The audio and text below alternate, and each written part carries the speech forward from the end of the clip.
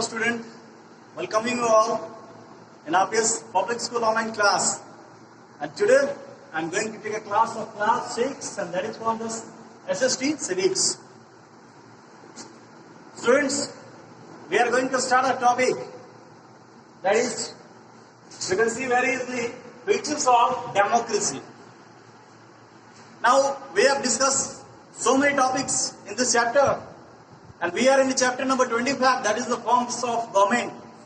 And we have been already talked about the forms of government in the form of many, like a democracy, dictatorship, and the monarchy system.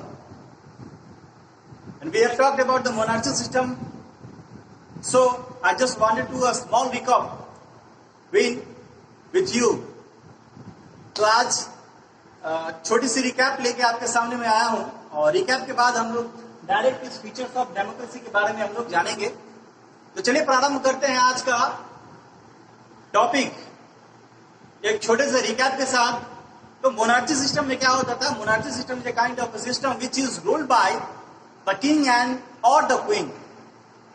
Monarchy system एक राजतंत्र system और राजतंत्र system एक ऐसा system है जिसमें एक राजा के द्वारा, एक रानी के द्वारा अपने सिस्टम, अपने गवर्नमेंट को चलाया जाता है। ठीक है। फिर डिक्टेटरशिप की बारी आती है। तो dictatorship is a kind of A government that is ruled और run by, organized by only a single person. Only a single person is responsible for the country of the government, and they have a fully right to take the decision and a fully right to reform any kind of a things for only for the country.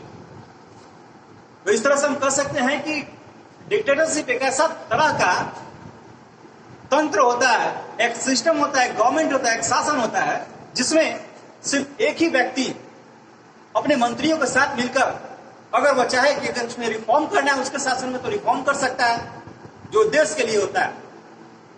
जैसा कि मैंने बहुत सारे dictatorship का नाम लिया हुआ था, एक हिटलर था, मुसोलिनी था, और अभी रिसेंट में जो है वह नॉर्थ कोरिया का किम जोन है।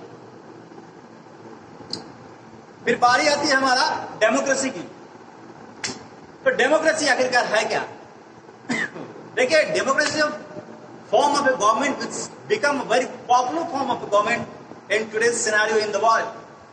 आज के वर्ल्ड के सिनेरियो में ये सबसे पॉपुलर और फेमस एक तरह से कह सकते हैं एक तंत्र है, एक गवर्नमेंट है, एक शासन, एक सरकार है जो कि प्रजातंत्र के रूप में है। And India is also called the democratic country. और खुशी की बात यह है कि हम लोग भी एक डेमोक्रेटिक कंट्री में रहते हैं, एक प्रजातांत्रिक देश में रहते हैं, जो कि विश्व का सबसे बड़ा प्रजातांत्रिक देश है। तो इस प्रजातांत्रिक देश में बहुत सारी चीजें हैं। हमारे देश को डाइवर्सिटी भी कहा जाता है। India is also land of a diversity because all of us we know that the peoples of the country is from the different religion, is from the different languages, different sects, different state, but in spite of this, if we are talking about the country, if the country, the feel is unsafe, if the country is to be battled by someone, the neighboring countries, in that situation, we show that we are one. अगर हमारा देश किसी भी दिक्कत में आता है, कोई युद्ध काल के दौरान होता है, उसमें हम शो करते हैं कि हमारा देश एक है। और हमारे देश को सबसे पहला एक व्यक्ति था जिसने कंसीडर किया था India is a land of diversity, Bharat विविधताओं में एकता का देश माना जाता है। वह है हमारे प्रथम प्रधानमंत्री डॉक्टर पंडित जवाहरलाल नेहरू ने। तो पंडित जवाहरलाल नेहरू ने पहली बार एक धर्मनिरपेक्ष राष्ट्र को संबोधित किया था 15 अगस्त 1947 की रात, और उसी दिन से हमारा एक डेमोक्रेटिक कंट्री बना जिसमें लोगों के द्वारा उनके रिप्रेजेंटेटिव चुने जाते हैं। और हमारा एक फेडरल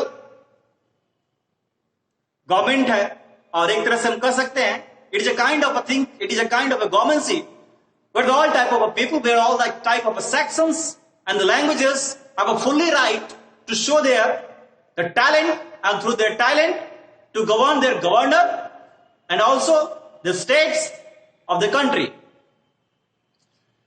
प्रजातंत्र में एक ऐसा एक तंत्र है जिसमें सभी सेक्शंस को, लोगों को बराबर का अधिकार मिलता है।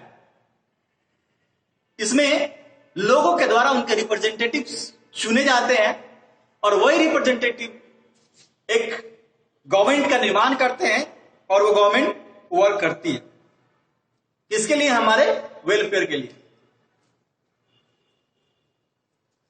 Features of democracy. तो आखिरकार मीनिंग क्या होता है डेमोक्रेसी का? हमारे प्रजातंत्र का क्या गुण है? Collective decision making and participation, एक साथ मिलकर डिसीजन करना। एक पहलू पर विभिन्न सारे लोग एक साथ मिलते हैं और उनका जो डिसीजन होता है वह एक साथ होता है। India has a large democracy and a diverse population, a government role of special important. एक बहुत बड़ा जनसंख्या जो कि भारत में है और जिसमें हमारी सरकार का एक महत्वपूर्ण भूमिका होती है। Any decision the government has to involve all the group of the states. Only then on there be a justice. Decisions have to be made collectively by all the sections of society. मैंने पहले ही कहा था कि जो भी यहाँ पे decision होते हैं वो क्या होते हैं? सभी सेक्शंस, सोसाइटी के जितने भी सारे सेक्शंस है वो सारे सेक्शंस के लोग एक साथ मिलकर डिसीजन मेकिंग करते हैं। इस तरह से आज का टॉपिक हमारा यही समाप्त होता है। आज हम लोगों ने जाना कि डेमोक्रेसी के क्या क्या गुण होते हैं। डेमोक्रेसी में अपनी आवाज को आप बुलंद कर सकते हैं। इफ यू फील दैट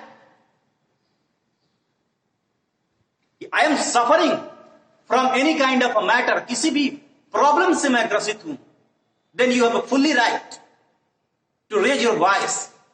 आप अपनी आवाज को उठा सकते हैं लेकिन शांतिमय तरीके से, न कि आर्म्स की बदौलत। हमारे बहुत सारे फंडामेंटल राइट्स दिए गए हैं इस डेमोक्रेसी में। वो फंडामेंटल राइट्स को जानकर हम अपने डिसीजन को मजबूत बना सकते हैं, अपना न्याय हासिल कर सकते हैं।